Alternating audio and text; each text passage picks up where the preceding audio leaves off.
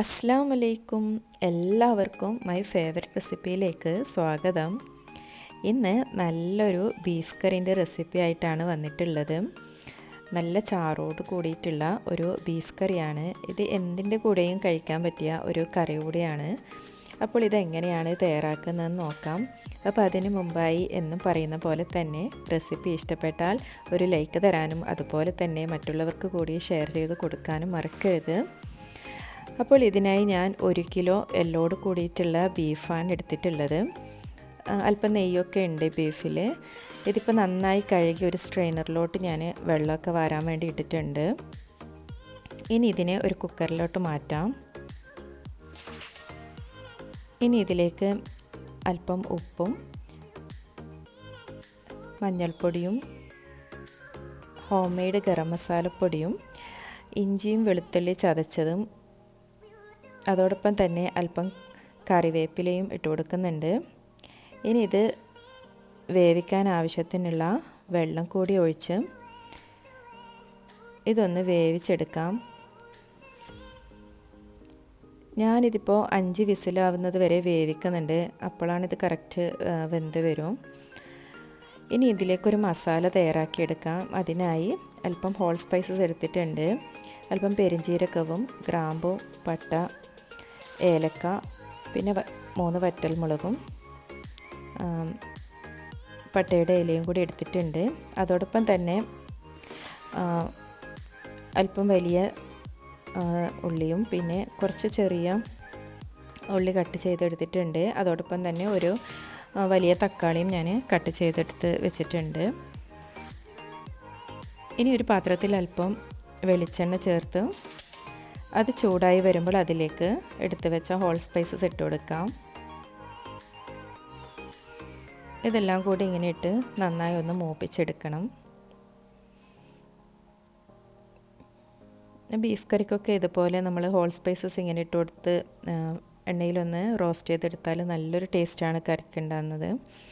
അപ്പോൾ ഇതുപോലെ ഒന്ന് റോസ്റ്റ് ചെയ്തെടുക്കാം.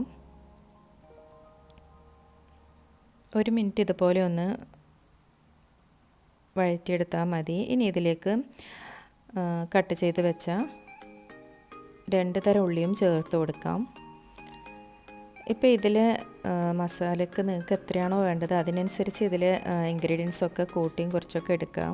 ഇപ്പോൾ എനിക്ക് ഇത്രയാണ് വേണ്ടത് 1 കിലോ ബീഫിന്, അതുകൊണ്ടാണ് ഞാൻ ഈ ഒരു അളവിൽ എടുത്തിട്ടുള്ളത്. ഇനി ഈ സവാളയൊക്കെ നന്നായി ഒന്ന് വഴറ്റിയെടുക്കാം. അങ്ങനെ ഇപ്പോൾ സവാള നന്നായി വഴന്ന് വന്നിട്ടുണ്ട്. ഇനി ഇതിലേക്ക് ഇഞ്ചിയും വെളുത്തുള്ളിയും ചതച്ചത് 1 ടേബിൾ സ്പൂൺ ഇട്ട് കൊടുക്കാം. വീണ്ടും നന്നായി ഇളക്കി ഇതിലേക്ക് അല്പം പൊടികൾ ചേർത്ത് കൊടുക്കണം. 1 ടീസ്പൂൺ കാശ്മീർ ചില്ലി പൗഡറാണ് ഞാൻ ചേർത്ത് കൊടുത്തിട്ടുള്ളത്. ഇനി 2 ടീസ്പൂൺ മല്ലിപ്പൊടിയും 1/2 ടീസ്പൂൺ ഗരം മസാലപ്പൊടിയും കൂടി ചേർത്ത് കൊടുത്ത് നന്നായി ഇതൊന്ന് റോസ്റ്റാക്കി എടുക്കുന്നുണ്ട്. അല്പം മഞ്ഞൾപ്പൊടിയും കൂടി ഇട്ട് കൊടുക്കാം ഇതിലേക്ക്.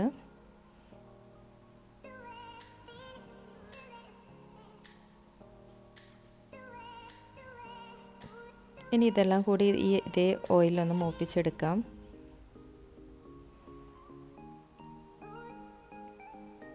മസാലയുടെ ഒരു സ്മെല്ലൊക്കെ സ്മെല്ലൊക്കെ മാറുന്നത് വരെ ഇതുപോലെ ഒന്ന് വഴറ്റി കൊടുത്തുകൊണ്ടേ ഇരിക്കണം.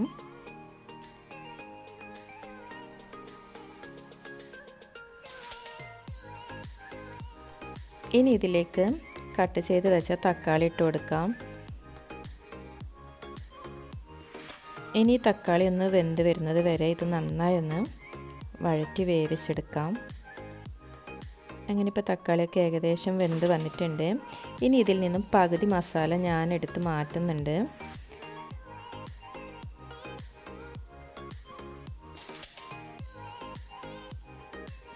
ഇത്രയും മതി. ഇത്രയും മസാല മാറ്റി ഇതിനെ മിക്സിയുടെ ജാറിലിട്ട് നല്ലൊരു പേസ്റ്റാക്കി അരച്ചെടുക്കാം. ഇനി അരച്ചെടുത്ത പേസ്റ്റ് ഇത് ബാക്കിയുള്ള മസാലയിലേക്ക് ഒഴിച്ച് നന്നായി ഒന്ന് മിക്സാക്കി എടുക്കണം. ഇങ്ങനെ ഈ മസാല അരച്ച് ചേർത്ത് നമ്മളാണ് നല്ലൊരു ഗ്രേവി ആയിട്ട് നമുക്ക് ഈ കറി കിട്ടുന്നത്. അപ്പോൾ ഈ ബീഫിലൊക്കെ നന്നായിട്ട് ഇതിൻ്റെ മസാലയും അതിൻ്റെ ആ ഗ്രേവിയൊക്കെ പിടിച്ച് നല്ലൊരു ടേസ്റ്റിലുള്ള ബീഫ് കറി കിട്ടും. ഇതിപ്പോൾ ചെറുതായി ഇങ്ങനെ തിള വരുന്നുണ്ട്.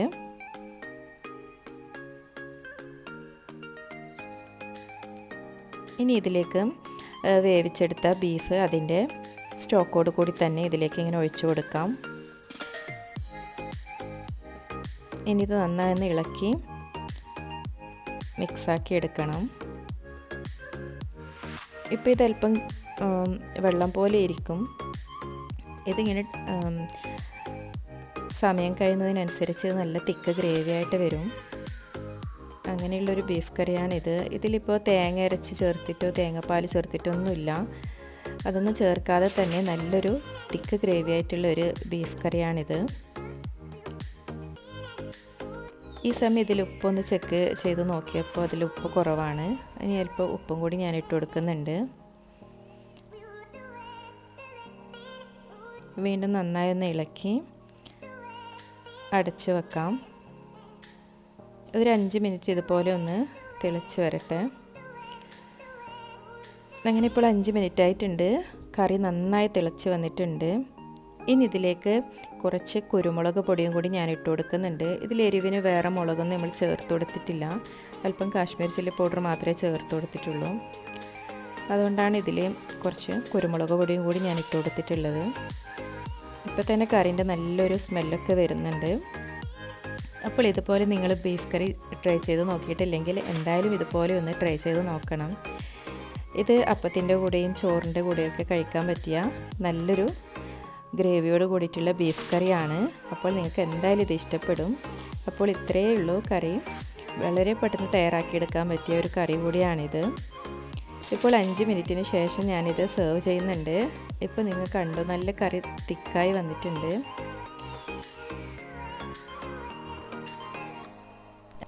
അപ്പോൾ ഇത്രയേ ഉള്ളൂ ഇന്നത്തെ വീഡിയോ.